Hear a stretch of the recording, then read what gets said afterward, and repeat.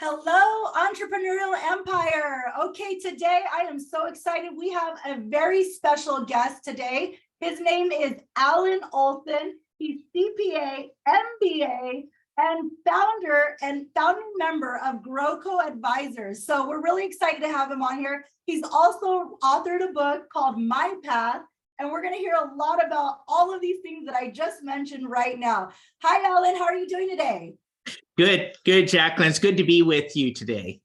Awesome. Okay, so you're on the Entrepreneurial Empire podcast, and we want to hear all about your growth and your success. But first of all, before we even get into that, what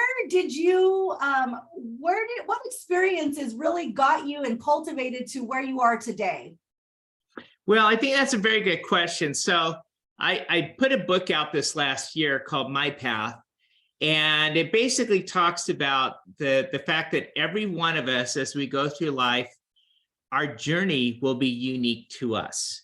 It'll be predicated upon our experiences in life, our decision tree, the choices that we make, the results of those choices, the communities that we step into and surround us.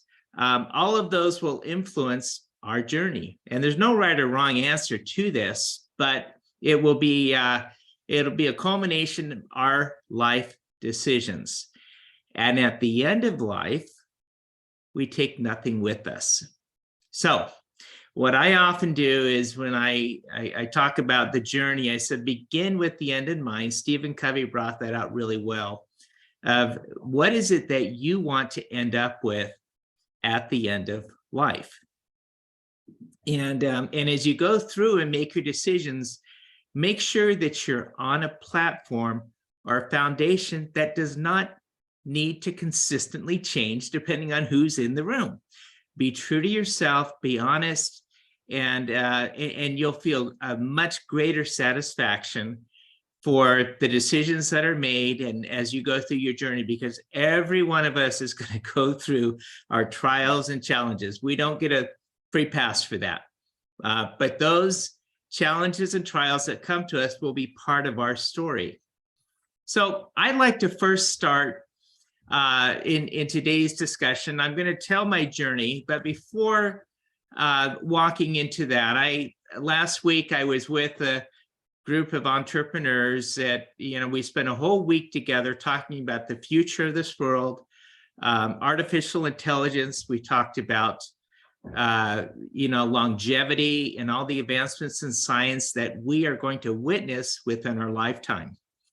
And one of the things that they try to bring out is that we're in a new age. The internet was a new age for us. That most of us that were born within the last 20 years, that's all that they've known is cell phones, the internet, the connections. But the new technology will be life-changing. And so as we go through our platform in life, it's important that we stay true to ourselves and make the decisions just basically on the foundation that we have.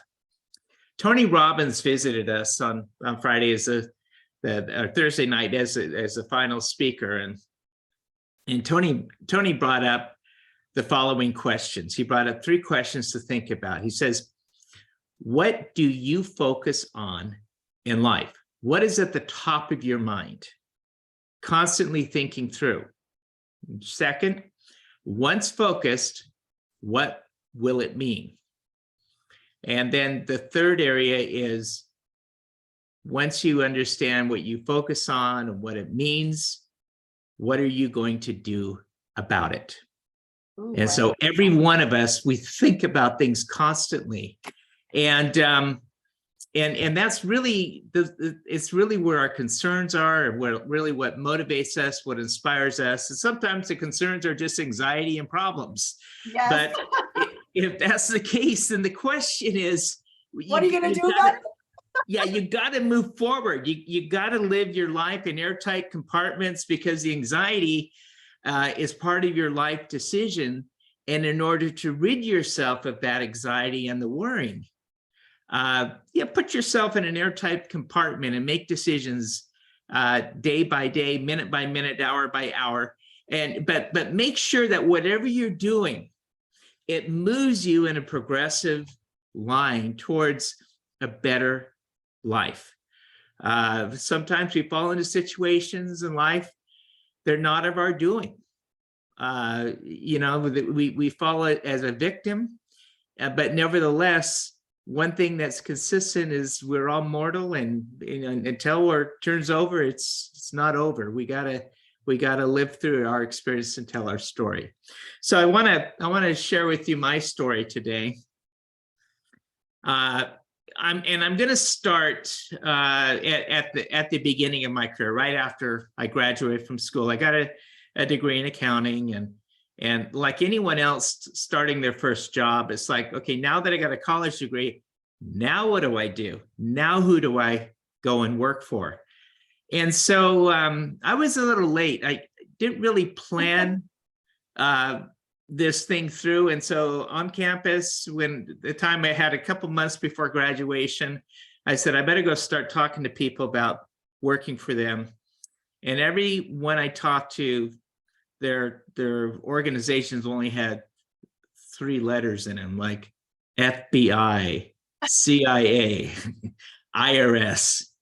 And I thought, oh gosh, they were all government driven. And so as I began the interview process, I thought, I thought I'd work for like a Big 4 accounting firm, but it just wasn't, because of my decisions, it wasn't opening up the path. They had already hired for the graduates a year before. So I finally settled on, I'll go to work for the IRS. Okay. So, and they said, we're going to give you an excellent training program, put you in school for the first 2.5 years. And I thought, well, education, you don't go wrong by going through that. And so graduated, off I went, moved down to the San Jose Bay Area. And within the first couple of weeks of living there, I met this young lady who eventually 6 months later, we were married. Oh my gosh, only 6 months? it was fast. And I said, as we came together, I said, okay, we're going to spend the rest of our life together. At least that's our plan. And at the end of life, whatever we do during the journey of years, it's going to come to an end eventually, as we go to the grave, and the money stays behind. So I said, so what do we want to do? And she looked at me, she says, well, why don't we have a large family? Okay. Now, at this point in life, we were kind of naive. We were in the most expensive housing market in the United States. And we didn't know better. So we get married, and we decide we're going to have this large family of 7 children at that time. Oh my goodness. Okay. So, and she adds on to it. She says, once the kids start coming, I'm quitting my job. Okay. You don't hear about this too much in the world today about a single earning family, but we're kind of atypical. And back then it was always a double income, no kids culture in the 80s.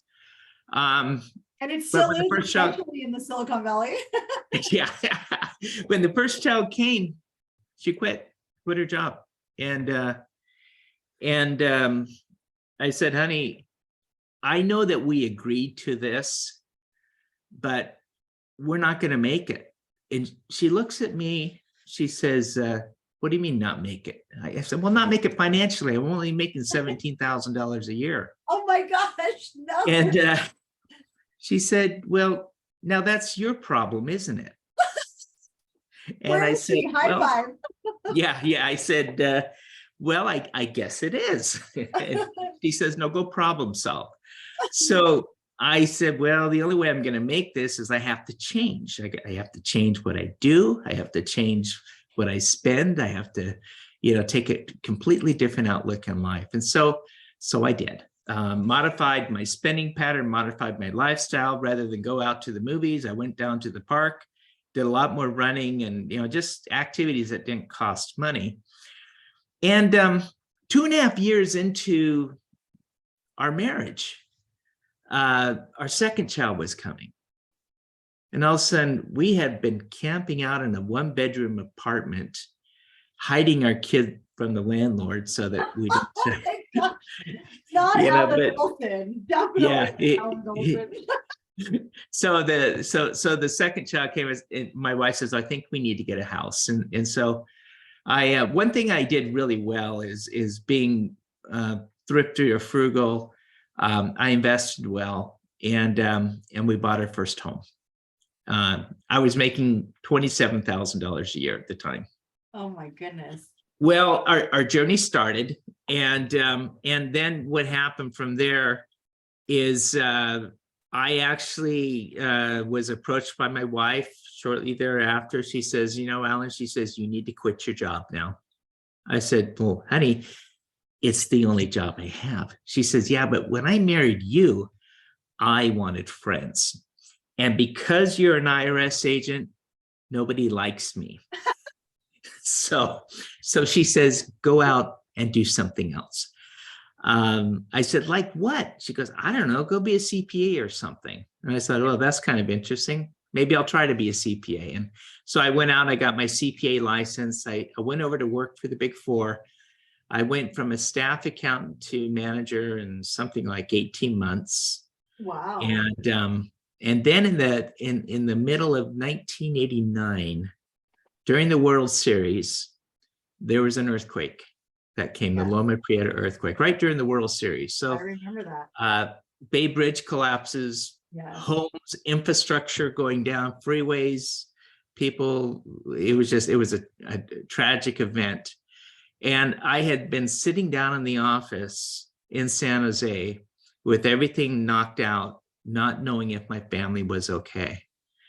And got on the freeway, it was complete gridlock. Eventually I made it home. But I said to myself, I said, you know, I said, I don't want to be separated from my family at that distance anymore. So I said, I'm going to change my life. And this time I'm going to change the foundation so that my home is in the center of my life, my family. But everything I do, my work, my church, my schooling, is going to be within a half mile, so that if we ever have that earthquake again, I can just walk to the house. Don't need to worry about driving anymore. So I said, if I can't find the place to work, I'll build the environment. Yeah. And I went in and I sought other CPA firms in the area, and they all gave me offers. And I finally said, well, I kind of like this firm. It met all my criteria. And I jumped on board with them.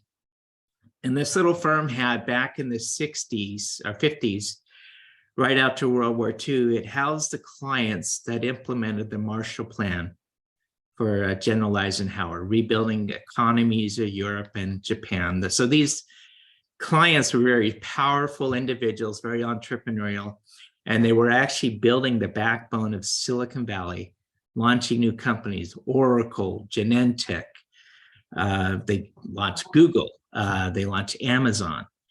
And there I was sitting in this little firm with a desk, a phone, and a chair. See, I thought I could step in and somebody else was going to solve my problem, that I was going to work locally. But these individuals already had a systematic approach.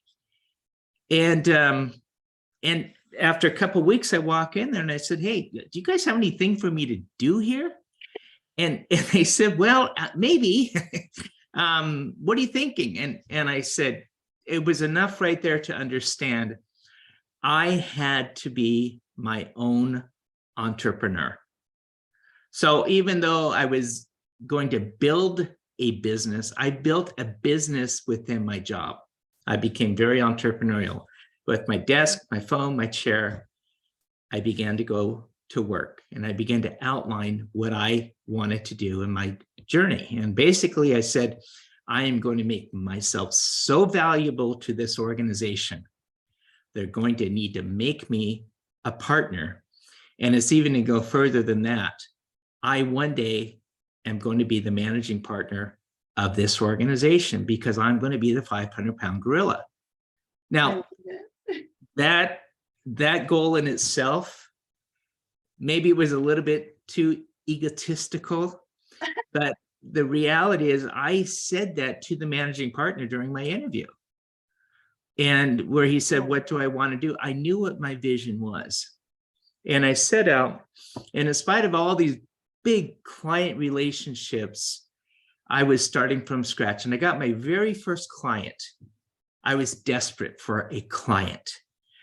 And it was a friend of mine who was making $40,000 a year at a bank, and he quit his job. He says, Alan, I think I'm going to need to have a CPA to help me out.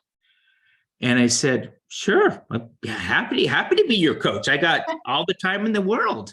He goes, in fact, if you're using a tax preparer right now, I'll match their fees. He goes, wonderful. Okay. And after he comes on, I said, by the way, what are you paying your current preparer? He goes, oh, I pay him $195 a year. He said, that's it? He says, yeah, now you're going to match the fees, aren't you? And I said, well, I did say I would, didn't I? And so he I came. think you should have asked him how much he was paying first. Yeah. Well, I thought to myself, I'm not going to make a price a deciding factor. I'm going to make the relationship and the potential that I see. Yeah. So we went out, and then he comes to me a little bit later after engaged. He says, now I want to start a company. And he says, I would like to have you help me do this. And okay, I said, okay, do you have a business plan? Sure, I have a business plan. And I look at the guy, and his name is Chuck. I said, Chuck, it's all looking real good, but you got one problem. He goes, what's that? I said, you don't have any money. And in order to start a company and hire employees, you got to have money. He goes, I knew there was something wrong. And that's why I came to you. So I said, go out and find somebody with some money as a business partner, come back and talk to me. So a couple of weeks later, he came back and says, I found a person that gave me $50,000 for 25% of my idea. And I said, okay, you're going to make it. We're going to launch this thing. And within 20 months, he had built himself a business that was, they were doing a couple $1 million in revenue a year, continuing to grow. Wow. And he had $900,000 in the bank. So he went from a $40,000 employee to this, and he was a little proud and bragging of it. And I said, Chuck, I said, it's not about making the money, it's about keeping it. I said, you better adjust now, because I don't think you're going to ride this wave to the sky. And he's, yeah, I'm good. I know what I'm doing. So 6 months later, he comes in, he says, Alan, yesterday I had to lay off 50 of my 58 employees. Oh my gosh. And can you help me? I said, well, what are you thinking? He goes, well, how do I stop the company from hemorrhaging? Even with 8 employees, I still can't do it. I said, well, let's go out and find a buyer. And the right type of buyer will be a public company with a stock transaction. So basically, he went out, found the buyer, all stock deal, and ended up making 8 digits on the deal and retired. Oh my God. So that was my $195 client to the success story. And so the journey began, and those stories began to take place time after time after time.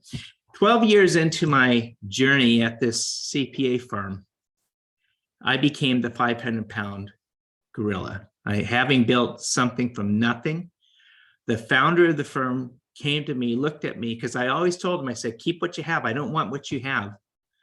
And he says, okay. And he came to me, he says, Alan, he goes, I'd like you just to have the practice. And I said, well, what if I don't want the practice? He said, what do you want?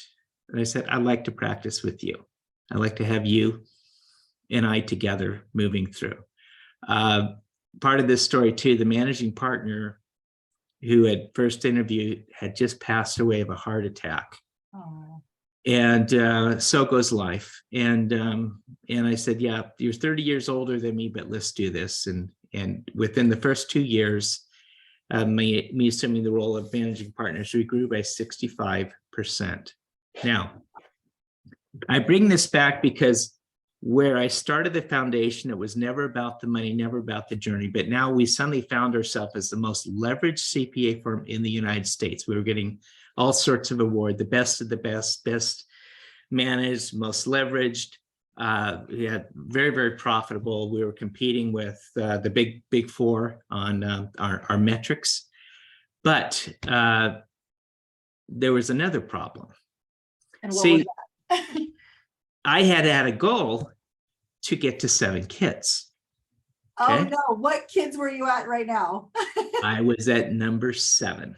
Oh, It okay, good. coincided. And I was soon to have 4 kids in college at the same time.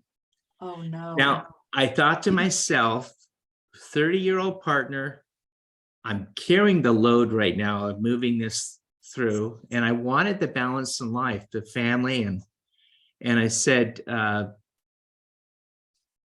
you know, I always got to find that balance in life, right? Between the family, work, church, school. And so I began to put my kids into college. Now, one of the things that people that know me, my clients, my friend, they know that I'm very spiritual. And I have a testimony of Jesus Christ and Heavenly Father, and that I believe that we go through mortality as a time for testing and developing ourselves, but that in the end, there's something on the other side that we're working towards. And so the second child went into college, and I'm up on campus of this university, and I'm standing out. They were at an orientation. I was standing out of the building looking over to the campus, and all of a sudden I feel this spirituality come into me, and I hear this voice, and it says, Alan, you have been blessed greatly in your life. You have 7 children here. Your career, you've been blessed with the success there and success in the community. He says, you know, there's people in life that have a lot of challenges, and they don't have opportunities, the same opportunities that your children have. Economically disadvantaged, different cultures, different challenges in family. The voice of God said, I want you to do something for these kids. And I looked up, I said, like what? and it was quiet. And I thought to myself, okay, this is going to be a problem that I need to set out to solve, and it will be part of my life. So I told my wife what had happened. She says, you know, Alan, she says, I'll support you with whatever you feel needs to be done. And I said, okay, fine. If I heard the voice of the God that created this universe and everything in it, I better not hold back. So I went home, I emptied our bank accounts, I wrote a home equity check, and I went completely broke. Oh my gosh. Putting an endowment fund up to the university. And I said, take this money and give it to the poor and the disadvantaged children that will never have a chance. Well, the endowment office says, we've never seen such a request before. And they threw the request up to the university president, who had just come out of running Harvard Business School for the last 30 years. And he says, I need to go meet Alan. I want to find out why he did this. So he flies down, takes all the university administrator, and he said, why'd you do that? And I relayed the story. I said, I don't know what's going to become of it, but I know a problem needs to be solved. And he says, you know, I've been feeling the same thing. His name's Kim Clark. And I said, listen, why don't I take all this endowment money and I'll put it into your presidential fund, and you can work on this with seed money. So Kim went to work and he created a program called Pathways. And it now educates 57,000 children a year. It's a high school dropouts or third world countries, puts them back in the university system.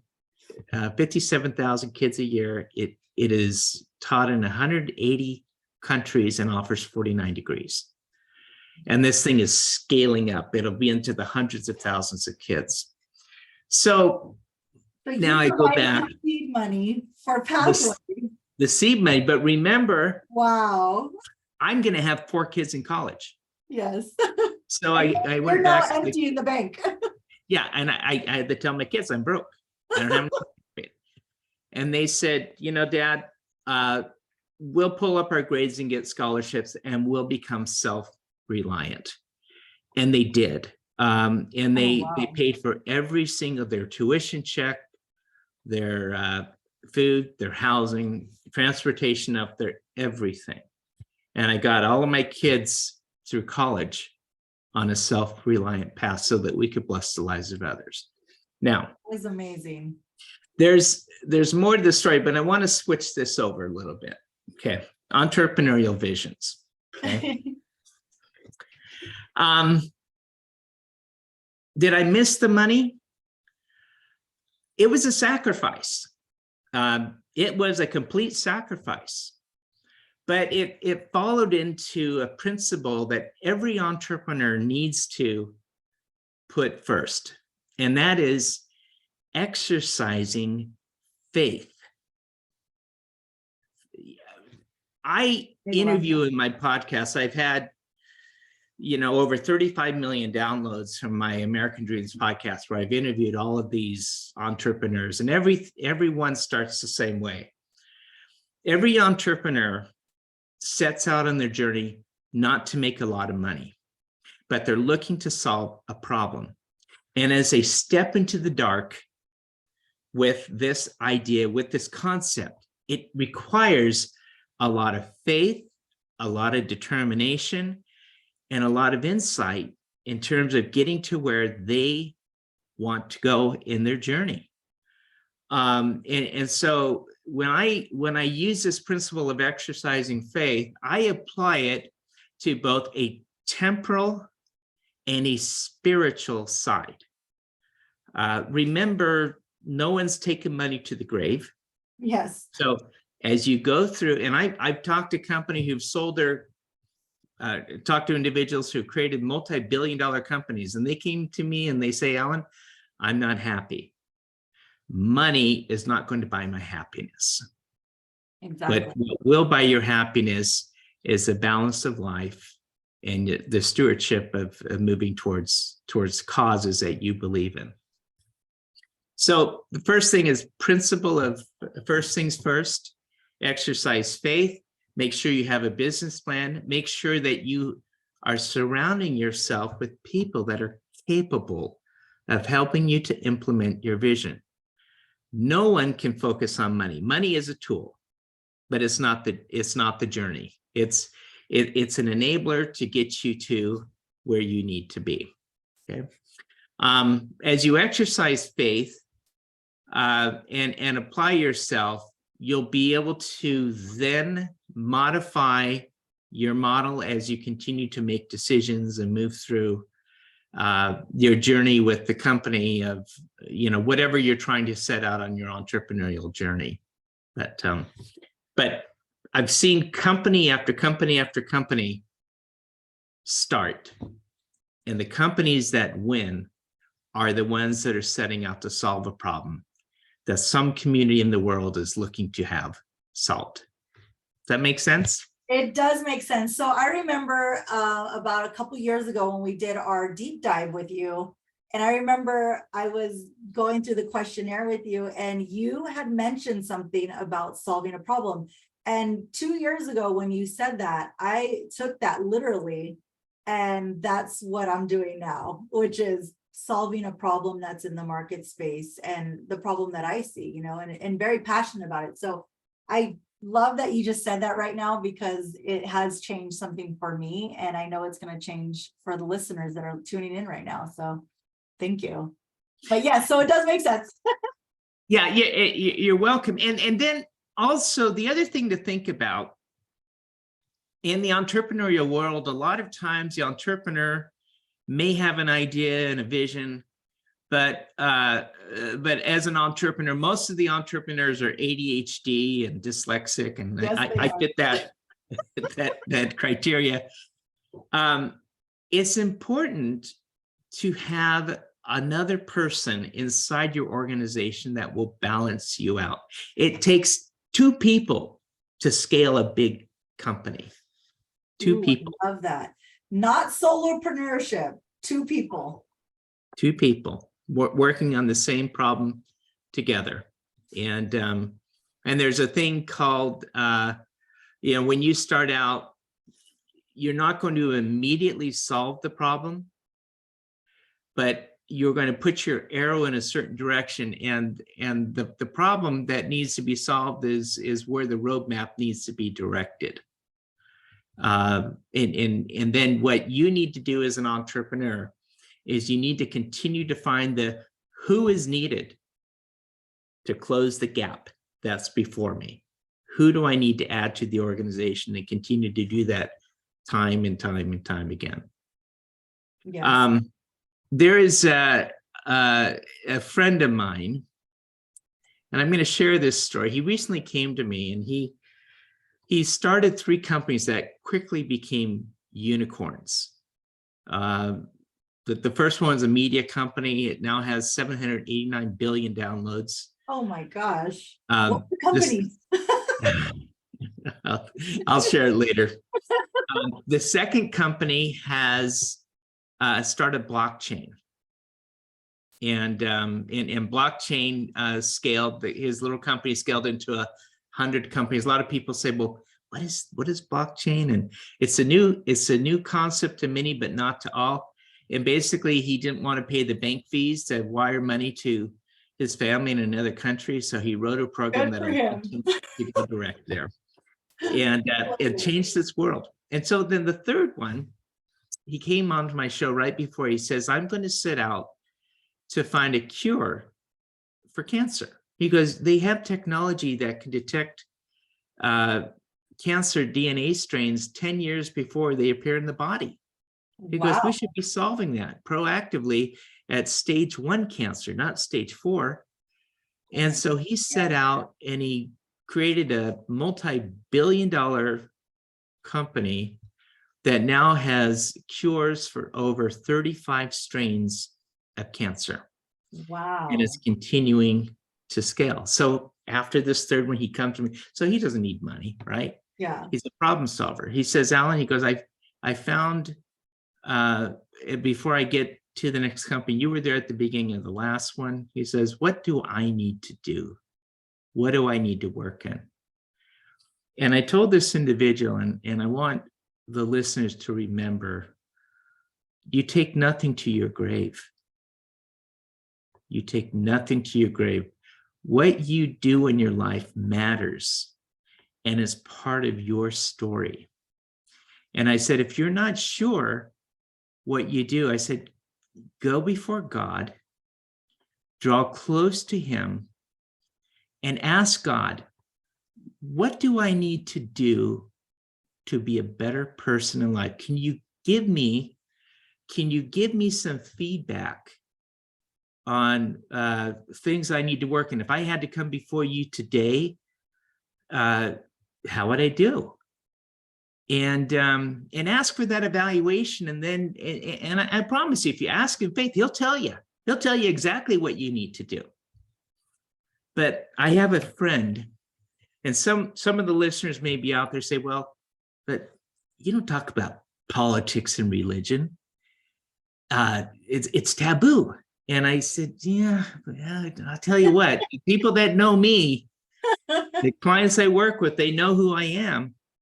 And I'll relate to you a story. I have a friend of mine. She had a son who was the same age, recently went through a divorce. but the son comes in and says, divorced many years ago. Okay, but it was the mom, dad were having problems. And as they're working through this, they're sitting down to dinner one day, and the son comes in, and before they ate, he said, Mom, Dad, before we eat, can we say a prayer on the food? And the parents were amused. And they said, well, we've never thought of praying. How do you do that? And he says, well, I went over to my friend Benjamin's house, and they showed me how to pray. They said, well, do you want to offer the prayer? He says, sure, I'll offer the prayer. So he bows his head, says this cute prayer, bless the food, and then raises his head, and the parents said, okay, can we eat now? Sure, yeah, we bless the food. So the mom was telling me the story, and she was telling it in a very amusing way. Like, my son was praying. We thought it was so funny. And I looked at this individual. I said, Mandy, I said, do you believe in God? She says, Alan, I grew up in China, and my dad was a general in the Communist Party. In fact, I live in the second circle, really high status. Yeah. And she says, no, I don't believe in God. I was taught I don't need to. Religion's for weak people. Oh, wow. Okay. And I said, Mandy, I said, what if I told you there was a God? She goes, how could I know such a thing? I said, well, I said, if you go to your dad and ask him a question, will he respond? She goes, of course, he's my dad. I said, so I'm telling you, you have a heavenly father, and he put you on earth, and he commanded you to pray to him. And I said, but it's just not a memorized prayer, it's a prayer in faith. It's a sincere prayer. I said, why don't you go and ask God if he's real? I love the task. And so she says, okay, I'll do it. I see her a couple days later, and I have to ask her. I said, so Mandy, did you pray? Yeah. What happened? Nothing. I said, wow. I said, so let me ask this. I said, when you said the prayer, would it be like you're dialing a telephone number and you hung up the phone before anyone answered? She goes, yeah. That's exactly what I did. And I said, Mandy, I'm telling you, God's there. He's real. I said, won't you do it and give him a chance to answer the phone? She goes, okay.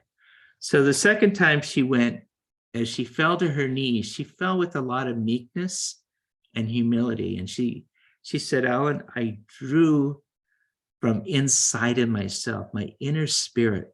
She goes, this time I wanted to know if God was really there. I needed to know. And I offered my prayer, and I pled with him. I said, please, will you let me know if you're there and you can hear me? And as she's relaying the story, she says, you know what happened, Ellen? I said, no. She says, he spoke to me. And not only spoke, but he gave me an overwhelming spiritual feeling, to the point that I say, I now know that God is real. Wow. And I said to Mandy, I said, how do you feel?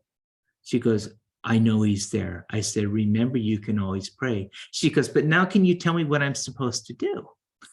And I looked at her and I said, Mandy, now that you know God is real and that you know how to reach him through prayer, you go ask God what you need to do. And so actually, she started a new journey in her life. Wow, I love that. Her, you know, and it was all as a result of the prayer and the vision for what her next chapter will be. And also your conviction as well, and just not holding back and being your true authentic self and being able to talk about that.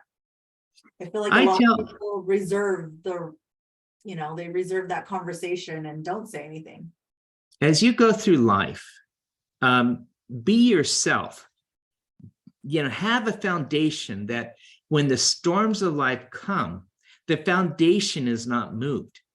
it can bear the storms and the winds of change, and as you step forward with a greater faith, and always remember, on my show, I've done this over 2,000 times.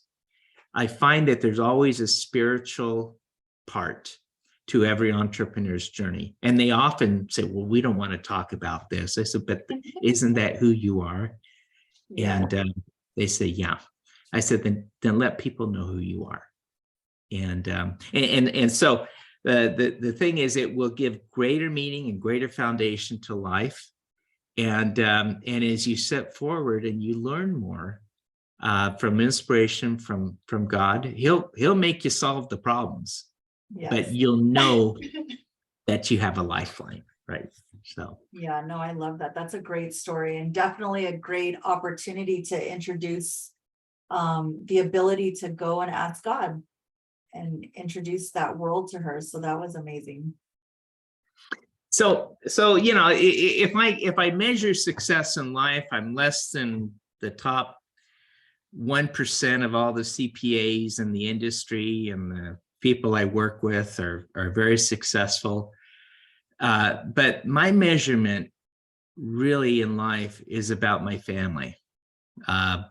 Remember, with 7 kids. Yes. There's bound to be some grandkids. And how many grandkids do we have? 22. Oh my gosh, Alan, that is a lot. You are blessed.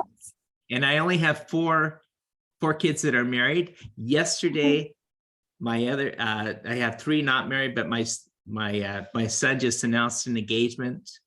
And so anyways, yeah, we have a lot of fun at family reunions there. Wow. All those grandkids. Not a dull moment in the Olsen home. Yeah, so it's a lot of fun. Yeah, it's a lot of fun. But the thing about the entrepreneurial journey, the entrepreneurs are problem solvers, and but they're also people that step into the dark with a lot of faith, and that does need to be part of your journey.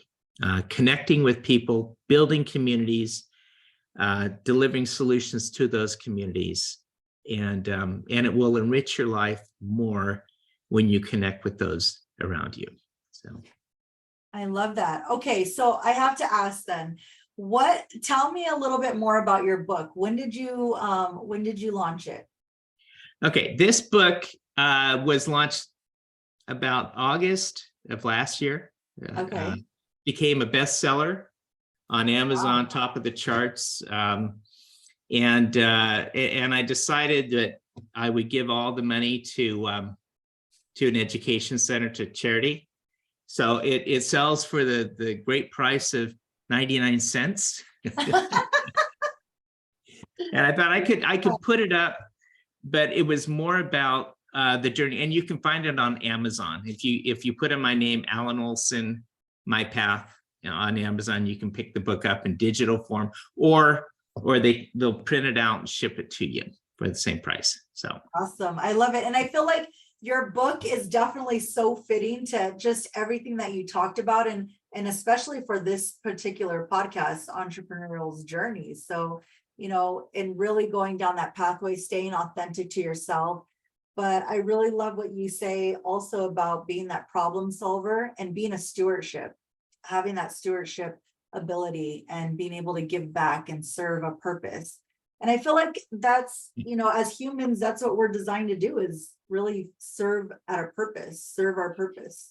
That's very well said. Now, I'll tell you a secret. If you're looking to be rich, I'll tell you exactly the formula to do it. What's the formula? Give your money away and give it to causes. Yeah. I had an individual, actually a client, working together, and he came to me, he says he wanted to make like 15 million in donations. And I said, if you do this, what's going to happen? He goes, what? I said, you're going to have problems. He goes, problems? I said, yeah, tax problems, because you're going to be blessed so much with all the newfound wealth that's going to come back to you. I call it bread casteth upon the water. Well, they went and made the donation. Within the first quarter of the next year, he made 35 million.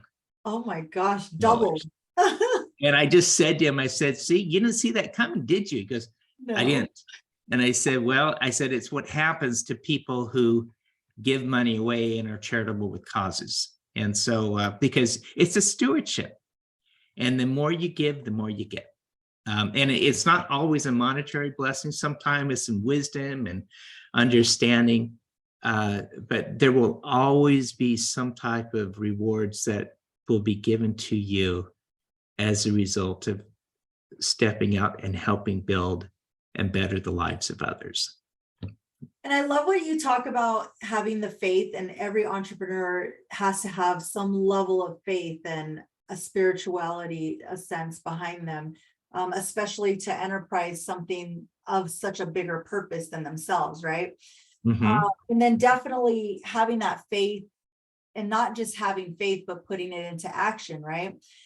When you were going through your entrepreneurial journey, did you ever feel like, I know you relied on your faith, did you ever feel that this is too much, or I don't know if I can do this? Did you ever feel doubt? It was incredibly hard. It was very, very hard. But it was also, as we went out to set the journey, remember the problem that I was trying to solve is I didn't want to commute. And I'll tell you, the first temptation that came to me 2 weeks after I started this position at this new firm where I had a desk, a phone, and a chair, I get a call from one of my friends. And he gave me a $5 million offer for a company that was going public in stock, cash compensation. You know what I told him? No. No. Because the Because are commute. you crazy? He goes, it's only like a 20-minute commute. I said, I know, but if I took that position, I'm not being true to myself. Wow. So What got you to your entrepreneurial journey was the commute. That was the problem you were solving. family. It was a foundation of family. I wanted everything that gave the biggest challenge entrepreneurs have is time. Mhm. Because time is a finite resource and you can't get that time back. No. So when you're looking at time, it's you know, how do you best use your time? How do you leverage your time? How do you move to the next level without killing yourself? And I'll tell you, I have a coach, Dan Sullivan. He's kind of the coach's coach, and Dan says, make sure you take at least 2 free days a week. I said, what's a free day? Well, free way where you're not doing anything. You're reading your books, you're just doing stuff that has nothing to do with the company. And then there's 2 transition days. So you'll take 3 full days of time to work, and then a transition day, a half day of work, half day of non-work, and then 2 complete free days, showing that you can leverage your time and give opportunities to others. And so as you do that, what it kind of forces, it kind of forces things to be more fulfilling and making sure that you're spending time on the right things of life. And so is it hard? Yes, it's hard, but the entrepreneur will also have a fire within them. It'll have a driving passion of a problem that needs to be solved to benefit mankind. Yeah. Womankind. I don't know how to say that, but basically humanity. Yeah. And as they set out to do that and find solutions to the problem, the bigger the problem, the more rewards that come as a result of that. So We were just talking about that yesterday over dinner. Give me wisdom, Lord, give me wisdom, and Lord gave me problems to solve. And the more he blesses you, the bigger problems he's going to throw your way. Yes. So if you're listening to that, take that, and run with that. If you feel like you're facing struggles and you're facing problems and adversities and, challenges, it's because you're going to come out on top, and you're only learning to build up your tool belt to be able to solve the biggest problems and just do amazing things with that.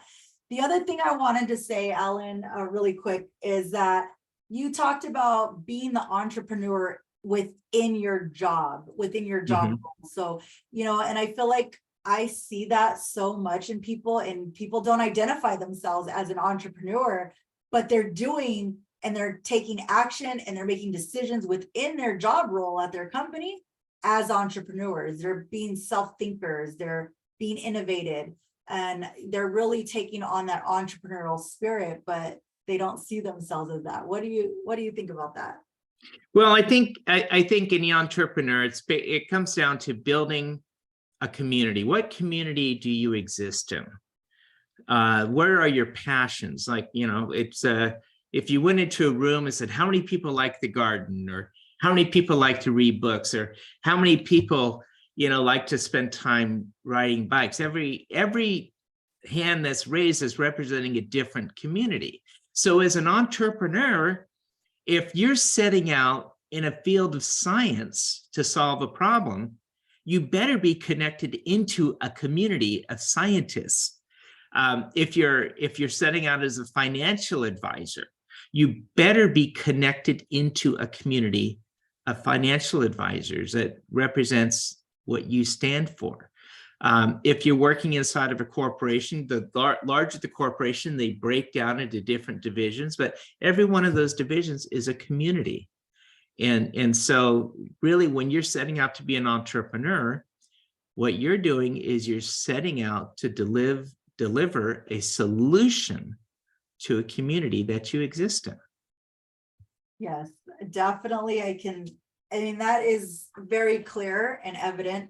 And people, I feel like, really need to hone in on what you just said right there, because it's very important to getting them to move forward in their own careers or in their businesses and grow their businesses. So I'm really excited about everything that you just said here today. It's so amazing. Do you want to leave us with anything else? I know you're just like a wellspring of knowledge and just wisdom, and I feel like there's so much more you could say. What I would do is I would just start with people that are beginning their journey as an entrepreneur. Start with your foundation. Okay, think about an apple seed, right? Think about the potential that seed has when it's placed into the ground versus the potential it has when it's thrown on the cement. Okay, if a seed is properly planted and nourished, the seed will eventually begin to sprout, grow, a tree will emerge. But you're not going to see an apple orchard at once. Mhm. What you're going to see is something that's growing and thriving. So an entrepreneur needs to be patient. It's going to take at least 2 years to validate your business model. And that's while the seed is germinating. That's why they always call companies seed stage, because you're trying to validate the model, you're trying to work to improve it, and then eventually it will begin to bear fruit. But then once it begins to bear fruit, it becomes exponential. If you're solving a problem in your community, the larger your community that you're working with, the more potential for that to become exponential. Now, I'll give you a clue, because a lot of people are saying, what do I do? What do I do? What do I do? Give me an idea. Okay. 2 big problems out there right now. Number one, the impact of artificial intelligence on this world. Number 2, longevity. In the US, the baby boomers outnumber the next generation 3 to 1. So all these baby boomers are retiring, they're getting older, and they're exiting the workforce. So you're not finding people, and you're finding the problem because there's no people. You got to have something to step in. It's going to be technology. So make sure that if you're starting a company, that you have built in a way to utilize the new technology that's coming out before you. So Wow, that's really great advice. Now, Alan, what would you tell an entrepreneur, or have you ever experienced business owners, entrepreneurs that are working so hard, but their business is not growing the way that it should be, and they are a little confused at what to do. Well, think about it. It's not about hard work. Think about the receptionist when they used to answer phones. It's like, how many times a minute can you answer a phone, right? Yes.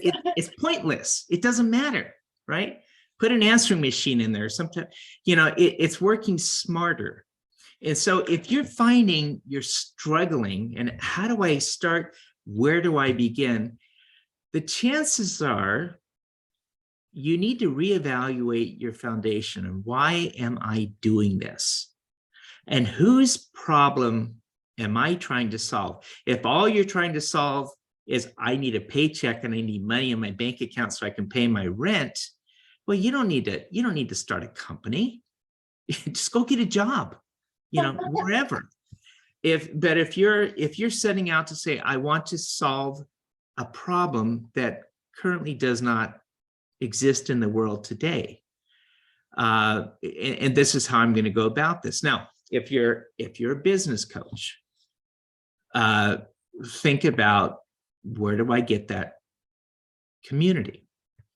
And there was years ago when I was first starting out, I can tell so many stories, right? Because I was the desk-a-phone in a chair and no clients. And I ran down the Chamber of Commerce. I said, I'm desperate. I need some clients. Can you give me clients? They looked at me like, well, that's not my problem. That's your problem. And I said, got it. Okay. So they said, you want to join a committee? So I looked and I saw something that said economic development. I said, that must mean business development. So, which it did not. So I go to this meeting and there's 3 people and a financial planner, a newspaper salesman, and the other person was, let's say I had an AT&T representative, a financial planner, and a newspaper salesman. And we kept coming, and I was always looking at them. Now, I'm coming to the meeting because you're here to help me out, right? Yes. And they're like, no, we're not. You're going to help me, You're right? to help us. No, I'm not. And so I finally said, look, this isn't working. They said, yeah, what do you think we need to do, Alan? I said, we need people that have money. You guys don't have any money. I don't have any money. And so they said, well, what do you think we should do, Alan? I said, well, we need to bring those people in our room. So I said, let me go to work on this. So I go out and I thought, well, who has money in this community? Now, this is many years ago, and it was a bank, right? So I invited the managers of the 3 largest banks in the community to come in and talk about, I called it Breakfast with the Bankers. Oh, I love it. And our little committee of 3 people and myself, we put this little breakfast on at the chamber. 70 people show up. They can't get in the room. Wow. And the chamber says, Alan, I think you're onto something here. and I said, oh, yeah, I can see there's a problem. I said, everyone's not coming to the room for the right reason. So what we did is we stepped out and we created what was known as a connection club. And the rule was, it was no more than 10 people coming together once a week, and everybody had to give to the other person. And I said, as we began this, I said, in order to get this through the chamber, who's a bunch of old timers, I said, we need to get it organized and we need to tell the chamber why it's in their interest, because we're going to offer all of our dues to the chamber as another revenue stream. And so we went before the board. Half the board joined a club. So we had 3 clubs to begin. Okay. Of 10. Yeah. And that was 30 years ago. Those 4 clubs, they expanded to 4. They are still operating today. And you established that. I established it, but I couldn't join it because I made the rule. There was already a CPA in all the clubs. Oh my gosh. So I went out and I said, okay, I'll go be a president of a community service club. instead. But anyways, it's working. So that's what I'm saying. Bring a community together. If you're a coach or your financial planners, or find out your community, step into it. If you want a large net worth, step into a community with a lot of net worth. Yes. It all depends, but most entrepreneurs are looking for where their passion is and what they want to solve. So. And you also did your key thing there as well. You solved the problem. Oh yeah, the problem was solved. All those guys joined a club, and it worked out really well. They all became successful. They operate because, you know, everything is a give. So when you're in a relationship with you in a community, go into the community to give something, not to take. And as you give, people will reciprocate. I love that. That is so, those are words of wisdom right there. Give, and stewardship and serve. Mm-hmm. Mm-hmm. And as you do that more, God will bless you with greater problems. I guarantee it. Yes, exactly. Bigger problems to solve. I'm going to share one story with you. This is kind of a funny thing. So I got to this place where very successful, and I come out, and I left Silicon Valley about 20 months ago. I still run my advisory firm, but I live out in Kansas now. So it's like I plowed my field. Ellen? I'm out in Kansas now. Yeah. Oh my gosh. Okay. I did not know this. Yeah. But I still manage a Silicon Valley firm, go back there and, you know, check in on things and meet with clients. But coming out here, it's like plowing a field. It's like the desk, the phone, and the chair, starting out from scratch. So I ran into a problem through our church of an individual that they were is a young couple. Husband had felony. They're recovering heroin addicts, homeless pretty much, and they gave me this assignment to help them become self-reliant. And I thought, and everyone had tried to do blah blah blah blah. So I met with him. I told the husband, "You got to go get a job because I can't. No one will hire me because I have a felony." Oh yeah. And I said, "Well," I said, "you can find a job." I said, "But in the meantime, I'm going to hire you to go to my backyard and shovel dirt. And I'm going to pay you by the hour to shovel dirt." Well, after doing that a couple of days, he hated it so much. Guess what? He got a job. He went out and found a job. So he finds out gets this job, and then the next thing is they're homeless, right? So now I got to go find some place to give somebody who has a disastrous credit a home to live in, right? And home to rent. Nobody was renting to them. And the wife, she has 3 children at home. She says, "Alan, you got to help me out with this." And I said, "Okay, well, tell me what you're thinking." And she said, "I found a house. I really like it, but landlord won't rent to me. Will you sign up and will you co-sign with me?" Oh no. And I mean, I'm dealing with something where they're trying to solve a problem, and I stepped into helping them out. So I didn't co-sign on a contract, but I told the landlord I'll sign on it. And landlord says, "You're crazy. You know what?" I said, "Look," I said, "how many properties do you own?" He goes, 30. Oh my gosh. I said, "Well, you have a lot of property, right? And you have faith?" And I said, what do the scriptures teach us? "I'll teach you to help the poor and the needy and blah, blah, blah, blah." Yeah. I said, "Okay, I'll tell you what I'm going to do. I'm going to write you a check for 1 year's worth of rent, and I'm going to give it to any charity you want in your name." He goes, "You would do that?" I said, "I'll do that if you rent to them." And I said, but here's the criteria. I said, you can't tell your tenants that I did that." Yeah. So I go in there. Guy goes, "Oh, what church do you go to?" I said, "It doesn't matter. It doesn't matter."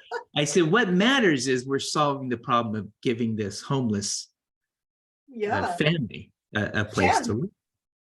And I said, and be tough on them. Make sure they're timely. So he goes, not only that, he goes, if they pay all the rent, I'll sell them the property. So it's a problem giving, and especially in life, if you give to people who cannot respond and help you out, that's fine. Make sure that what you're doing though is trying to better the world with it. So. Oh, I love that. Oh my gosh. Thank you so much, Alan. Thank you for coming on and sharing everything that you shared. And I feel like we're going to have you come on again, because I feel like there's just so much more you can share with us and dive into. But thank you so much. Is there anything you want to leave us with outside of everything you just said? Don't be afraid to step in the dark. Have faith that things will be okay. Remember, you don't take it with you. Enjoy your journey. I love that. Thank you so much. All right, Entrepreneurial Empire, you heard it from Alan Olsen. Okay, we're really excited to hit repeat and listen to this at least 2 or 3 times. All right, till next time, everybody. Okay. Bye-bye. Bye.